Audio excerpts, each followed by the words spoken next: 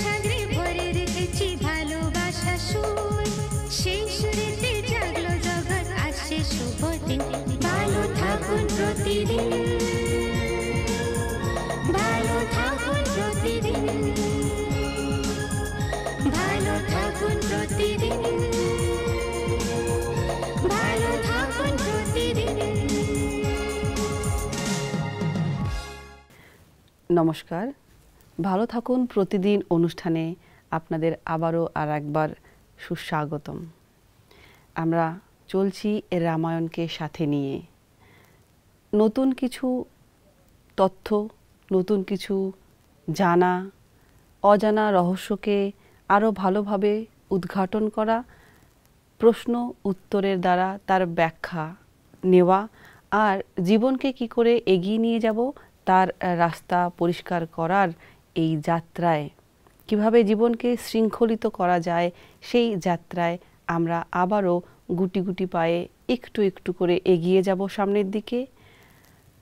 জ্ঞানের যে ভাণ্ডার, আমি মনে করি যে আমাদের দর্শক বন্ধু যারা আছেন তাদের সেই ভাণ্ডার মনে হচ্ছে এমন যে ভরে গিয়েও হচ্ছে না ভরা, অর্থাৎ কোথাও না কোথাও খালি থেকে যাচ্ছে।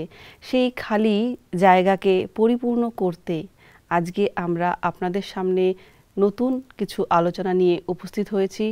আশা রাখব যে এই জ্ঞানের আলোচনা সেই ফাঁকা জায়গাটুকু কিছুটা হলেও ভরে দেবে। আপনারা আমাদের সাথে থাকুন আর এই আলোচনার সরাসরি ভাগীদার হয়ে নিজেদেরকে সমৃদ্ধ করুন। এই যাত্রায় আমরা এতদিন যেই ব্যক্তিকে পেয়েছি, যেই দিদিকে পেয়েছি, আজকেও আমরা সেই দিদির সাথে, যিনি কিনা রাজযোগিনী ব্রহ্মাকুমারী শম্পা দিদি, ওনার সাথেই আগামী পথ চলব আর সমৃদ্ধ হব। দিদি, আপনাকে আমাদের অনুষ্ঠানে আবারও আর একবার হার্দিক অভিনন্দন এবং স্বাগতম। ওম শান্তি। নমস্কার। আমার সরাসরি আপনাকে প্রশ্ন, যে রামচন্দ্র নিয়ে আমরা কথা বলছিলাম। রামচন্দ্রের নামের ব্যাখ্যা আমরা পেয়েছি, ওনার যে কর্তব্য তার মধ্যে সবথেকে বেশি চারিত্রিক দৃঢ়তা যেই বিষয়টি টেনে নেয় বা ওনার দিকে নজর কাড়ে, সেই বিষয়টি হলো হরধনুকে ভেঙে ফেলা। এবং আমরা জেনেছি যে তার দ্বারা কি করে একজন ব্যক্তি ভালো পুরুষে বা ভালো ব্যক্তিতে পরিণত হয়, কি কি ভালো গুণ তার মধ্যে আসতে পারে। তার পরবর্তীতে আরও কিছু প্রশ্ন উঠেই আসে স্বাভাবিকভাবেই। প্রশ্নটা হল, আমরা দেবতা দেখেছি অনেক রকমের, তাদের সাজসজ্জা রয়েছে, ভিন্ন ভিন্ন দেবতারা ভিন্ন সাজসজ্জায় আমাদের সামনে ধরা দেন, আমরা তাদেরকে পূজন করি। কিন্তু রামচন্দ্র একজন দেবতা হিসেবে অনেক অনেক ভক্তের কাছে ধরা দিয়েছেন। কিন্তু কোথাও না কোথাও যদি দেখি, ভালো করে ভাবি, সকলের যে বেশভূষা সাজসজ্জা আছে, সেখানে রামচন্দ্র অনেকটাই ভিন্ন। ওনার বেশভূষা সাধুর মতো, অতি সাধারণ, সঙ্গে ধনু দেখানো হয়, তীর দেখানো হয়। এই বিষয়ে একটু আপনার জ্ঞানটা আমাদের সঙ্গে ভাগ করে নিন। তো রাম ধনুর্ধারী মানে এক কথায় আমরা বলতে পারি যোদ্ধা। তাকে কেন যুদ্ধ করতে হয়েছিল, কার সাথে যুদ্ধ করতে হয়েছিল? অস্ত্র যখন আছে নিশ্চয়ই যুদ্ধের ব্যাপারও থাকবে। কিন্তু অহিংসার প্রতীক, কারণ রামচন্দ্রের মধ্যে আমরা সবসময় দেখি যে এত বড় পরিস্থিতির মধ্যেও সে নিজেকে কিভাবে সে পজিটিভ রেখেছিল। কারণ যখন কৈকির বরে, মানে কৈকি যখন তখন বর চাইলো দশরথের কাছে, যখন তার সামনে দুটো বর তাকে দেওয়া হলো, যে এক বরে তাকে 14 বছর বনবাস জীবন যাপন করতে হবে, তো আর দ্বিতীয় বরে ছিল তার ভাই ভরতের রাজগদ্দি লাভ করা, সিংহাসনে বসানো। তো প্রথম বর যে বনবাসে গমন, সে কিন্তু সঙ্গে সঙ্গে সেটা মেনে নিয়েছে। লক্ষণ বা আরো যে ভাইরা প্রত্যেকে কিন্তু বিরোধিতা করেছে যে না, তুমি বরং পিতার বিরুদ্ধে গিয়ে তুমি এই বনবাসীর জীবনটাকে গ্রহণ করো না। আর তিনি কি বললেন, না, কৈকি যখন বলেছেন বা কৈকির যে ইচ্ছে, তো এর মধ্যে নিশ্চয়ই আমার মধ্যে কোনো ভালো কিছু লুকিয়ে রয়েছে। অর্থাৎ আমি এই বনবাসী জীবনে আমার অনেক মহান সাধু ঋষিদের দর্শন হবে।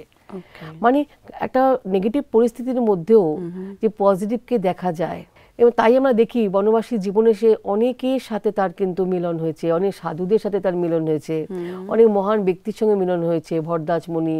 সাথে সাথে শুধু তাই নয়, তিনি কিন্তু এই চলার পথে বনবাসীর জীবনে অনেককে উদ্ধার করেছেন। তার জন্য যেন অপেক্ষা করছিল সবাই যে কবে রাম আসবে, একদম একদম, কবে আমার উদ্ধার হবে। এবং সাথে সাথে সর্বশ্রেষ্ঠ যে সবচেয়ে বড় বিকার রাবণেরও কিন্তু সমাপ্তি ঘটে। এক কথায় এই যে তার জীবনে একটা টার্নিং পয়েন্ট, যেখানে সে রাজ গদ্দি বা রাজ সিংহাসন পাওয়ার কথা ছিল, কিন্তু রাজ সিংহাসন পেলে হয়তো কেন অবশ্যই সে রাবণের সমাপ্তি হতো না। বলো না, যিনি ত্রিলোকের মালিক, তাকে ভুলোকে আটকে রাখা সম্ভব নয়, সামান্যটা রাজগদ্দিতে আটকে রাখা সম্ভব নয়। তাই যে কোনো টার্নিং পয়েন্টই আসুক না কেন, সেটাকে গ্রহণ করা, অ্যাকসেপ্ট করা এবং তার মধ্যে মঙ্গল দৃষ্টি দেখা, এটা আমরা রামের কাছেই শিখতে পারি। তো এই যে তীর ধনুক, যে এমনভাবে পজিটিভ দৃষ্টিতে সবকিছু দুনিয়া দেখে, যে অমঙ্গলের মধ্যে মঙ্গলকে দেখে এগিয়ে চলে, তো সে কার সাথে যুদ্ধ করবে? সে তো অহিংসক।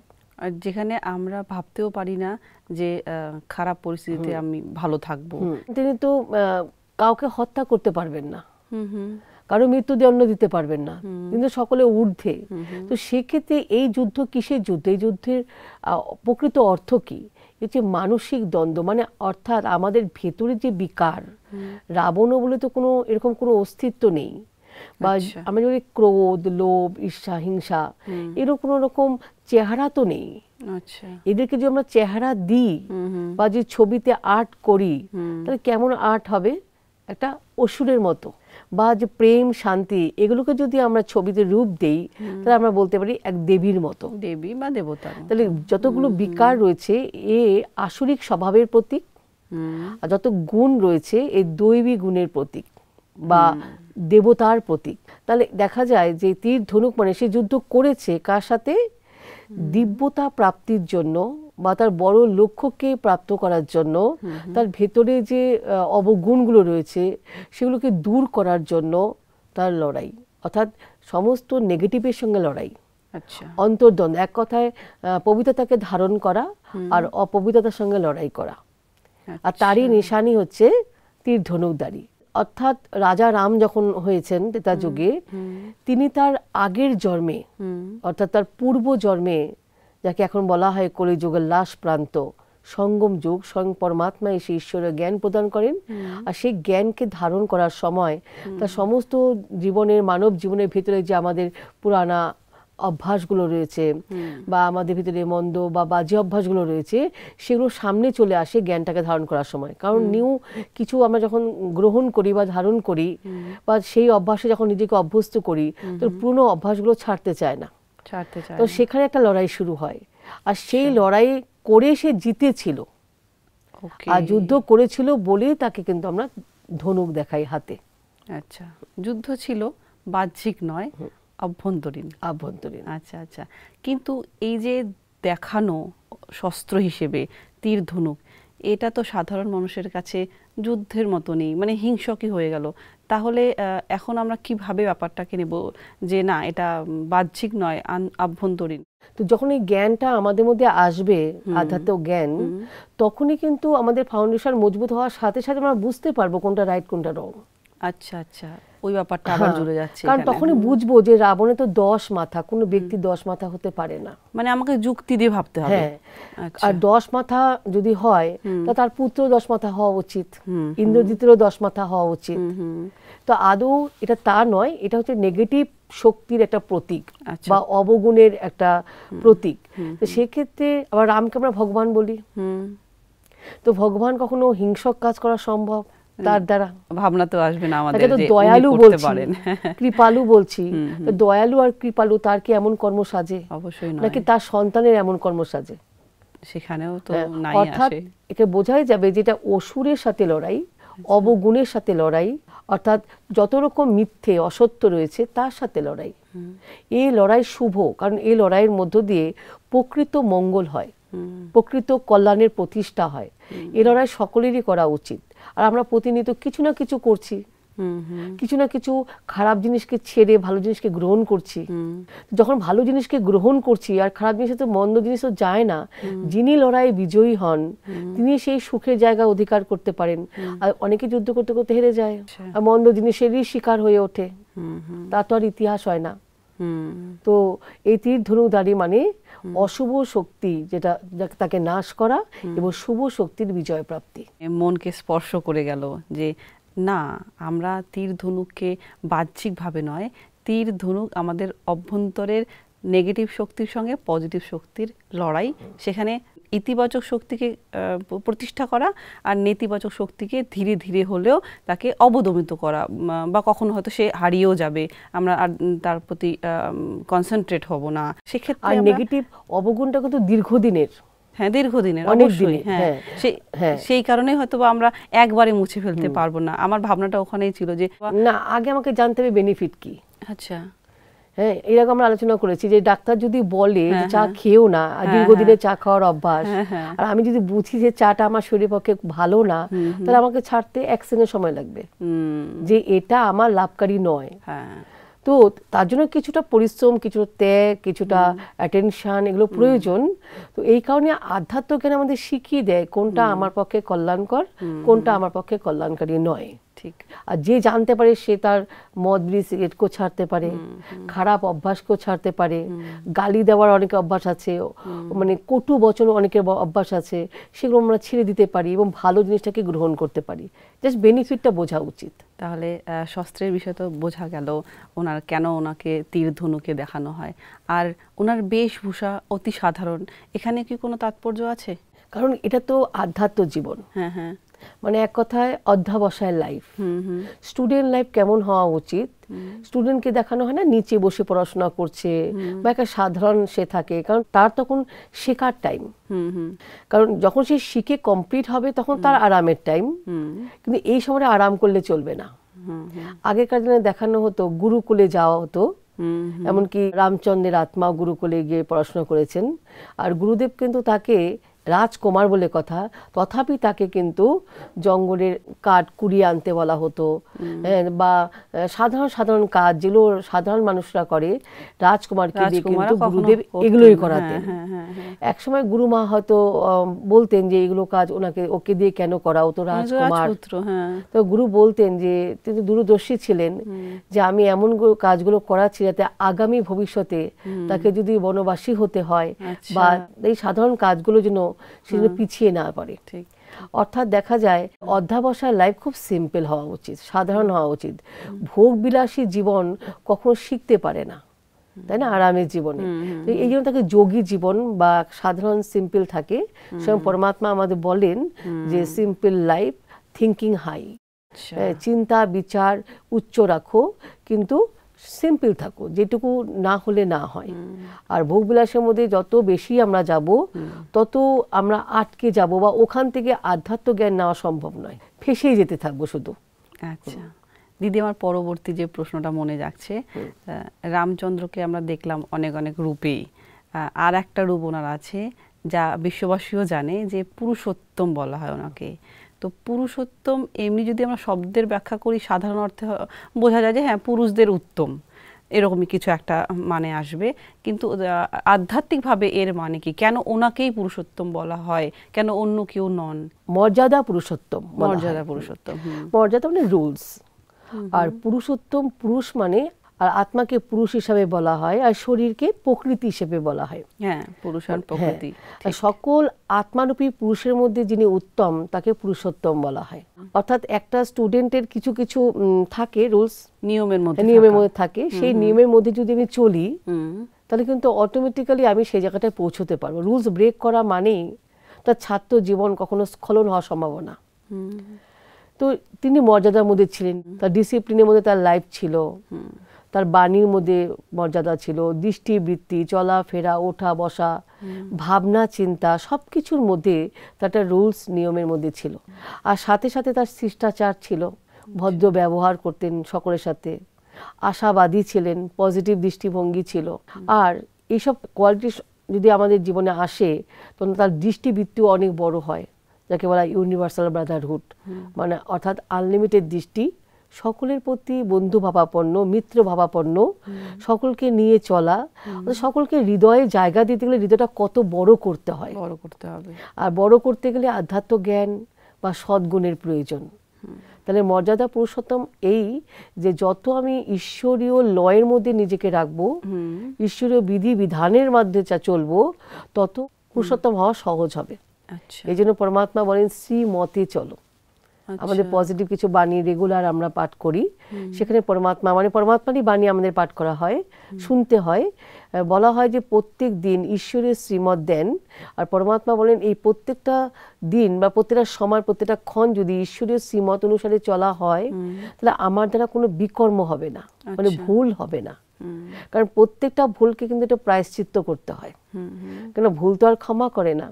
তো এই ভুল যাতে না হয়, নির্ভুল লাইফ বানাতে গেলে অর্থাৎ মর্যাদার মধ্যে বা একটা রেখার মধ্যে নিজেকে নিয়মের মধ্যে রাখা প্রয়োজন, ঈশ্বরীয় নিয়ম। আর ঈশ্বরীয় নিয়ম ভাঙা মানে আসরিক নিয়মে চলে যাওয়া। অসুর তো তার কিছু কিছু ল রয়েছে, সেও চাইবে হয়তো আমার দলে থাকুক, আমার কাছে থাকুক, আমার বৈশিষ্ট্যগুলো আমার প্রজাদের মধ্যে থাকুক, সেই হিসেবে আমাদেরকে প্রজা করেই রাখবে বলে কবজা করে রাখে, কবজা করে রাখা, বন্দী করে রাখা। আসরিক ভাবনা আমাদের ছিল একটা সময়। উনি যদি 1 থাপ্পড় মারলে তুমি 10 থাপ্পড় মারো, এটা আমাদের এইটা বিলিভ ছিল। আমরা ওভাবেই চালাচ্ছিলাম। কেউ গালি দিলে আমাকে 10টা গালি দিতে হতো। তো এই ধরনের বিকারী মানে ইন্দ্রিয়গুলো সমস্ত বিকারী হয়ে গেছিল। তো পরমাত্মা বলেন সমস্ত ইন্দ্রিয়গুলোকে স্বচ্ছ করার জন্য বা ক্লিন করার জন্য, পিওর বানানোর জন্য আমাদেরকে এই রেজুলেশন দিয়েছেন, রুলস দিয়েছেন। আর এর মধ্যে থাকাটা খুব আনন্দের, এমন না কোনো বন্ধন, কোনো বোঝা তা নয়। কারণ সবাই তো শান্তি চায়, শান্তি চায়, খুশি চায়। খুশিতে কে না থাকতে চায়? যখন নিজেকে আমি দেখবো যে আমি একটা মিষ্টি কথা বলছি, শব্দ, যে শব্দ কাউকে আঘাত করে না, বরং যে শব্দ অন্যের জীবনে প্রেরণা এনে দেয়, অন্যের জীবনে রাস্তা তৈরি করতে পারে, আর এতে কিন্তু দোয়া পাওয়া যায়, আশীর্বাদ পাওয়া যায়। আর সবচেয়ে বড় কথা নিজেরও ভীষণ ভালো লাগে। এটা শুধু শব্দ নয়, দৃষ্টি, ব্যবহার, টোটালি আমরা আচার আচরণ যদি শ্রীমতে হিসাবে আমরা চালাই, নিয়মের মধ্যে চলি, তো প্রথম সুখটা কিন্তু আমি নিজে অনুভব করব। প্রথম স্নেহ, প্রথম ভালো লাগা, প্রথম খুশি, এবং আমার ব্যবহারে অন্যরাও খুশি হবে। তাহলে আমি নিজে খুশিতে থাকবো, আমার আত্মিক এনার্জি বাড়বে, আমার ব্যবহারে অন্যরাও খুশি হবে, সেখান থেকে এনার্জি আসবে, ডবল এনার্জি। আর যদি দোয়া থাকে, এনার্জির বল থাকে, তাহলে আমার চলার রাস্তাটা খুবই স্মুথ হবে এবং সহজে আমরা এগোতে পারবো। তো মর্যাদা পুরুষোত্তম একটা বড় টাইটেল, যে আমাকে শেখায় যে তুমিও হও পুরুষের মধ্যে উত্তম, কিন্তু তোমাকে লয়ের মধ্যে থাকতে হবে, ঈশ্বরীয় ল বা রুলসের মাধ্যমে। কোনো ব্রেক করো না। আজকে আমি দৃষ্টি, চোখ কেন দেওয়া হয়েছে? দেখার জন্য। তো ভালো কিছু দেখো, সবার প্রতি ভালো গুণটা দেখো। দৃষ্টিকে যদি আমরা মিসইউজ করি, ল ব্রেক করি, অন্যের অবগুণকে দেখার চেষ্টা করি, খারাপ কিছু দেখা, হ্যাঁ, বক্র দৃষ্টি রাখি, একসময় থাকে না দৃষ্টি দিয়ে আগুন ছড়িয়ে দেওয়া, বা বলা হয় কুনজর। কুনজর। তো সেক্ষেত্রে কি হবে, যখন দৃষ্টিকে মিসইউজ করলাম, তার রিটার্ন কি আসতে পারে? খারাপই কিছু আসবে। জৈসা দৃষ্টি বৈসা সৃষ্টি। পুরুষোত্তম হতে আমাদের হওয়ার জন্য মর্যাদার মধ্যে থাকা উচিত, আর সেটা আধ্যাত্ম জ্ঞানের মাধ্যমেই সম্ভব। আমি আপনার সঙ্গে আবারও আলোচনায় বসবো এভাবে, আমাদের বন্ধুদের কাছে, আমাদের শ্রোতাদের কাছে আপনার এই ব্যাখ্যাগুলো, আপনার এই কথাগুলোকে তুলে ধরবো, আর তারাও উপকৃত হোক, এটা আমরা চাইবো। আজকে আমরা এখানেই শেষ করছি দিদি। আপনি ভালো থাকবেন, আর আসবেন আমাদের ডাকে, ভালো থাকবেন প্রতিদিন অনুষ্ঠানে। ধন্যবাদ। ওম শান্তি। ওম শান্তি। প্রিয় দর্শক বন্ধু, আমরা রামচন্দ্রের আরও কিছু বৈশিষ্ট্য, ওনার বেশভূষা, ওনার কাছে থাকা যে শস্ত্র দেখানো হয়েছে, তীর ধনুক, সেই সম্পর্কে জানলাম। বিষয়টা এরকম যে সেই তীর ধনুক কোনো যুদ্ধের, বাহ্যিক যুদ্ধের প্রতীক হিসেবে নয়, এ হলো আমাদের প্রত্যেকের নিজের ভেতরের বা আভ্যন্তরীণ যুদ্ধ, পজিটিভের সঙ্গে নেগেটিভের যুদ্ধ, বা বলা যেতে পারে ইতিবাচক শক্তির সঙ্গে নেতিবাচক শক্তির যুদ্ধ। সেখানে আমাদের সাথ কে দিচ্ছেন? না, স্বয়ং ঈশ্বর, অর্থাৎ পরমপিতা পরমাত্মা, যার শক্তিতে, যার দেখানো পথে আমরা এগোলে আমরা কিন্তু ওই তীর ধনুকধারী রামচন্দ্রে উপনীত হতে পারব। সাথে সাথে আমরা এও জানলাম যে মর্যাদা পুরুষোত্তম কথার আসল অর্থ কী, আধ্যাত্মিক ব্যাখ্যা কী। মর্যাদা অর্থাৎ নীতির মধ্যে থাকা। শুধু কেউ স্টুডেন্ট হলেই বা ছাত্রছাত্রী হলেই তাকে নীতির মধ্যে থাকতে হবে, মর্যাদায় থাকতে হবে এমনটি নয়। প্রত্যেক মানুষ তার নিজের জীবনে নীতির মধ্যে, শৃঙ্খলার মধ্যে থাকতে পারে, যা তাকে কিনা ভালো রাস্তা দেখাবে, সঠিক দিশা দেবে। পুরুষোত্তম কথা বলতে আমরা যা শিখলাম সেটা হলো আত্মার যে উত্তম, সমস্ত আত্মার মধ্যে উত্তম ছিলেন বলে রামচন্দ্রকে পুরুষোত্তম বলে সম্বোধন করা হয়। তো আমরা আসুন সকলে মিলে একসাথে প্রত্যেকেই নিজে পুরুষোত্তমের পর্যায়ে উপনীত করি। আর এই পথে আপনাদেরকে এগোতে সাহায্য করবে আমাদের অনুষ্ঠান ভালো থাকুন প্রতিদিন।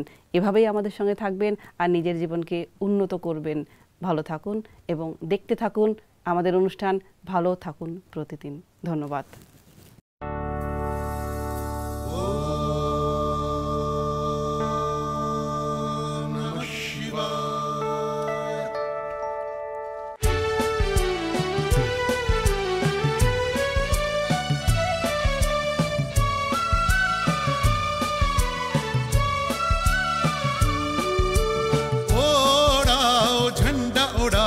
শিব পিতার ঝন্ডা ওড়াও, ওড়াও ঝন্ডা ওড়াও, শিব পিতার ঝন্ডা ওড়াও।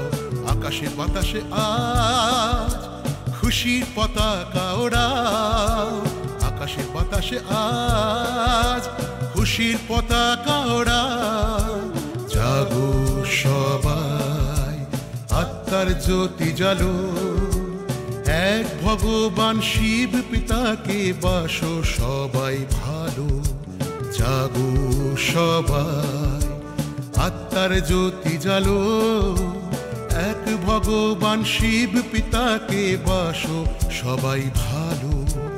আসছে এক ধর্ম এক ভাষা, সত্য যুগের সোনায় মোরা দেশ। সুখ শান্তি থাকবে শুধু, থাকবে না কোনো মন খারাপের বেশ। আসছে এক ধর্ম এক ভাষা, সত্য যুগের সোনায় মোরা দেশ। সুখ শান্তি থাকবে শুধু, থাকবে না কোনো মন খারাপের বেশ। ঘরে ঘরে সব আজ বাবার ঝান্ডা ওড়া, আকাশে বাতাসে আজ খুশির পতাকা ওড়াও, ওড়াও ঝন্ডা ওড়াও, শিব পিতার ঝন্ডা ওড়াও, ওড়াও ঝন্ডা ওড়াও, শিব পিতার ঝন্ডা ওড়াও।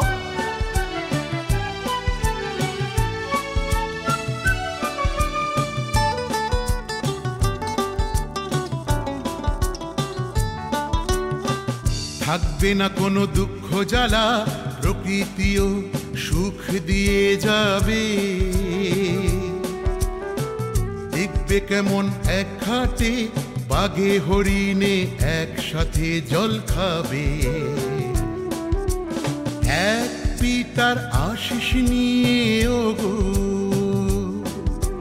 যাবে সবাই, সত্য যুগে যাবে, যাবে সবাই সত্য যুগে যাবে। মানো জন্মদিন, শিব পিতার শুভ জন্মদিন। ওড়াও ঝন্ডা ওড়াও, শিব পিতার ঝন্ডা ওড়াও।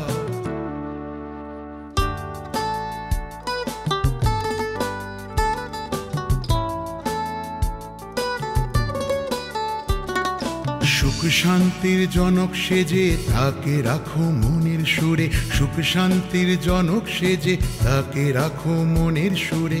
বদলাও তুমি, বদলে যাবে ধরা, থাকবে তুমি, থাকবে স্বর্গপুরে, থাকবে তুমি, থাকবে স্বর্গপুরে।